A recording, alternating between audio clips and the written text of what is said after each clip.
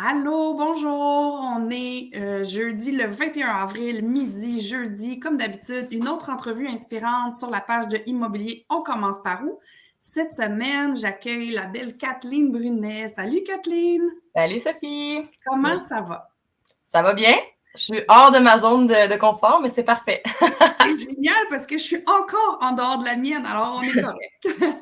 C'est bon. Kathleen, aujourd'hui, on te reçoit parce que j'avais envie que tu nous parles de ton cheminement en immobilier parce que tu fais partie des femmes qui ont une belle expansion, en fait, une extrême expansion depuis quelques années. On a reçu beaucoup dans le groupe des femmes qui ont eu des projets en parallèle de leur vie professionnelle, mais toi, tu fais ça à temps plein depuis quelques temps. Donc, j'aimerais ça que tu nous racontes, pour commencer, c'est quoi ton cheminement professionnel avant d'en arriver à l'immobilier? Oui, ben en réalité, ça fait 1 an que je suis à temps plein, là, fait que j'ai fait longtemps 2 emplois en même temps. J'ai commencé à 20 ans, j'étais croupière occasionnelle, ça me permettait de payer mes études puis de travailler, puis c'était quand même payant. Puis après ça, ben, j'ai rentré, dans le fond, je fait mon bac, mon MBA, puis j'ai rentré dans les bureaux avec l'Auto-Québec.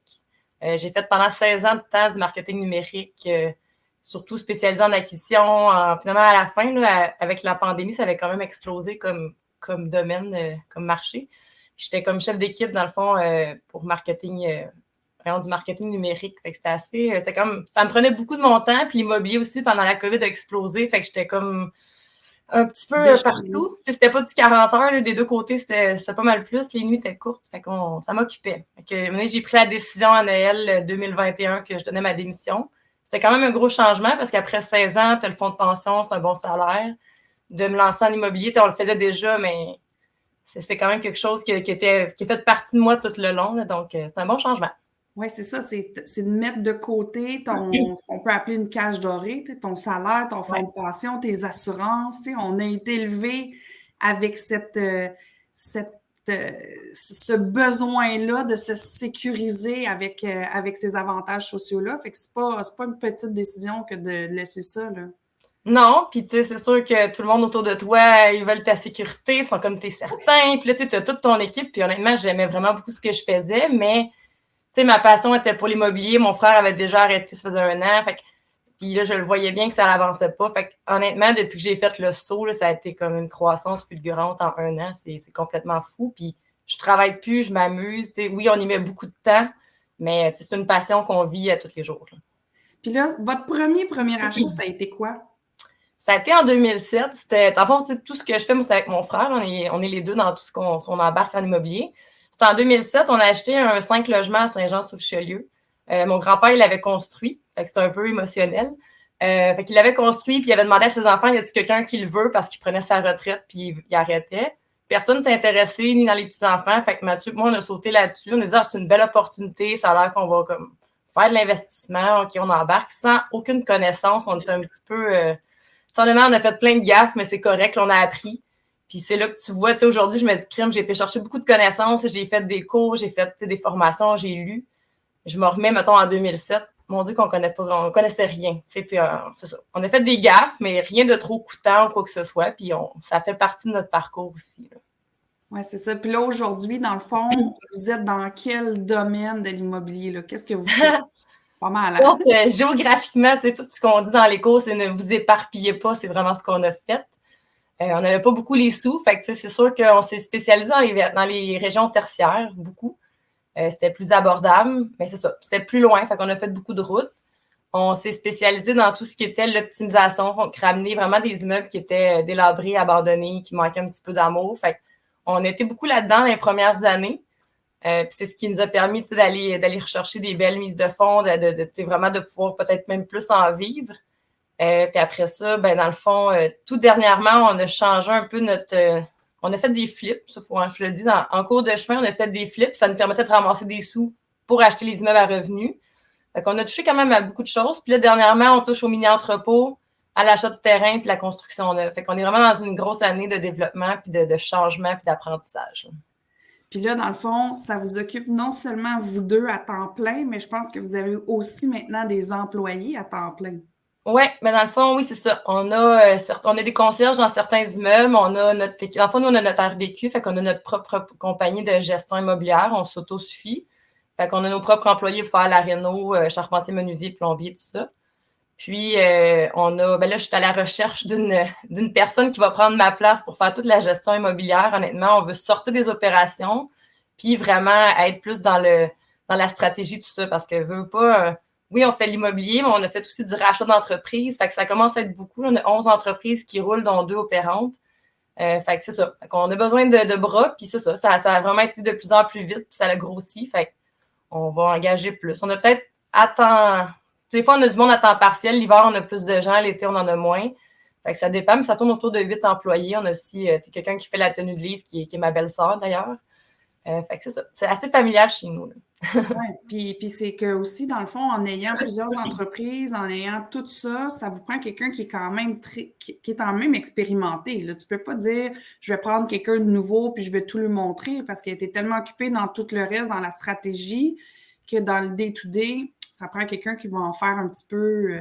Ouais, c'est sûr que c'est l'idéal là, parce qu'on l'a essayé puis c'est ça, ça a moins bien fonctionné. La courbe d'apprentissage est quand même longue.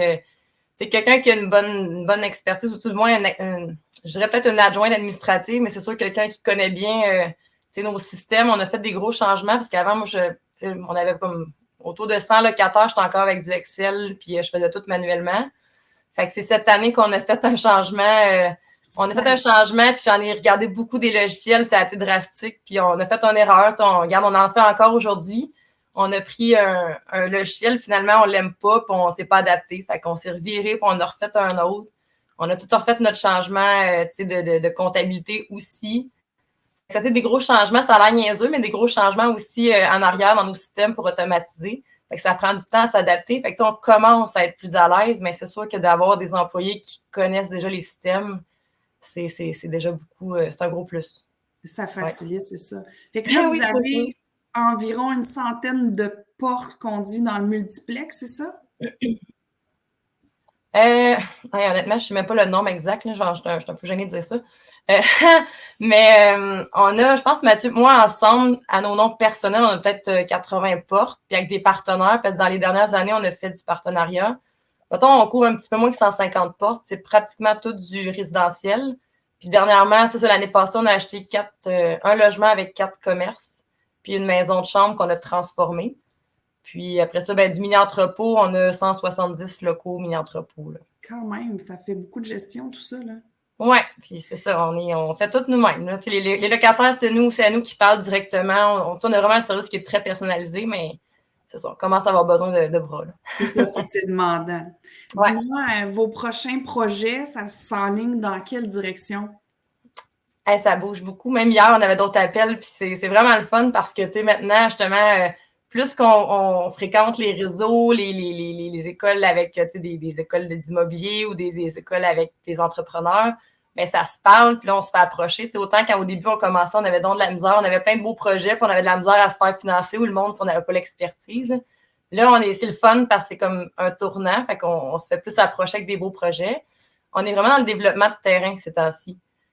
On vient d'acheter un terrain de 600 000 pieds carrés dans le coin de Saint-Apollinaire pour faire de la construction de condos industriels de mini-entrepôts. Fait que ça, c'est vraiment nouveau pour nous autres. Fait que c'est vraiment intéressant. Hier, on regardait des projets. Ça peut être aussi autant, c'est une fermette qu'on regardait. Fait que c'est vraiment, je réalise que on fait beaucoup d'optimisation, mais pas juste dans le multiplex. On est en train de regarder l'optimisation dans tous nos projets. Que ce soit du terrain, que ça soit du résidentiel ou du commercial, je pense que c'est la force à Mathieu. Moi, c'est d'aller chercher l'optimisation de ce projet-là. Fait que là, plus des projets d'optimisation et d'entreposage que du plex, dans le fond. Ces temps-ci, c'est tellement... En tout cas, je vais le dire de même, je trouve que c'est plus difficile d'acheter du plex. Là, avec la COVID, il y a eu quand même un game changer dans l'immobilier.